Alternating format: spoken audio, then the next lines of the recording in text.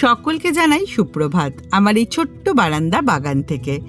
আমার সাথে সাথে আমার এই ছোট্ট বারান্দা বাগান তোমাদের এত প্রিয় হয়ে উঠবে তা আমি কখনোই কল্পনা করিনি।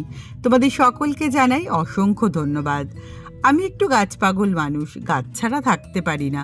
সারা বাড়িতেই শুধু তোমরা গাছ আর গাছ পাবে, তা সে বেডরুম হোক, কিচেন হোক, বাথরুম হোক, করিডোর হোক আর ছাদ, সেখানে আছে তো এক মস্ত বড় বাগান।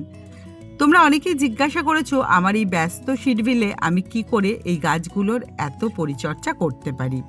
আজকে একটা ছোট্ট টিপস তোমাদের সাথে শেয়ার করি।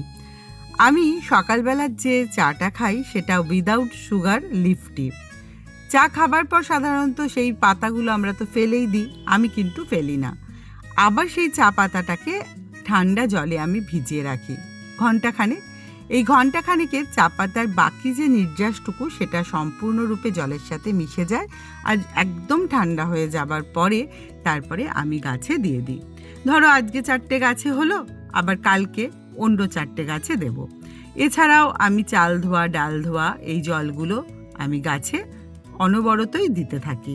তবে ছাদের যে বাগান সেটা তো অনেক বড়, ওটার জন্য অবশ্য এই পরিচর্যা হয় না। দেখো, গল্প করতে করতে আমি কিন্তু শেওড়াফুলি থেকে বর্ধমানে এসে আমার অফিসের কাজেও যোগদান করে ফেলেছি। আজ আসতে একটু দেরি হয়েছিল, তাই জন্য খুব তাড়া ছিল কাজের। এখন লাঞ্চ টাইম। আজকে লাঞ্চে আমি এনেছি উপমা। উপমা কিন্তু খেতে বেশ লাগে। তোমাদের কার কীরকম লাগে উপমা খেতে জানিও।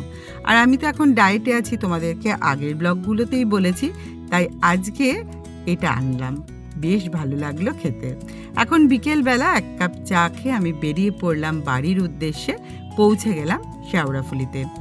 এখন আবার আমার রান্নার মাসি আসছে না, বেড়াতে গেছে, তাই এখন আমাকে ডিনারটা করতে হবে। বাড়িতে এসেই তাই আমি লেগে পড়লাম কিচেনের কাজে। আজকে বানাচ্ছি মেথির পরোটা। মেথি শাককে কুচি কুচি করে কেটে নিয়েছি, তাতে দিয়ে দিয়েছি গ্রেটেড আদা, ব্ল্যাক সল্ট আর অল্প একটু চাট মশলা, সঙ্গে দিয়েছি জোয়ান।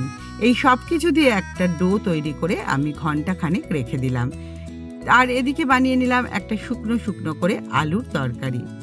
এবার এই ডো থেকে লেচি কেটে বানিয়ে নিচ্ছি পরোটা।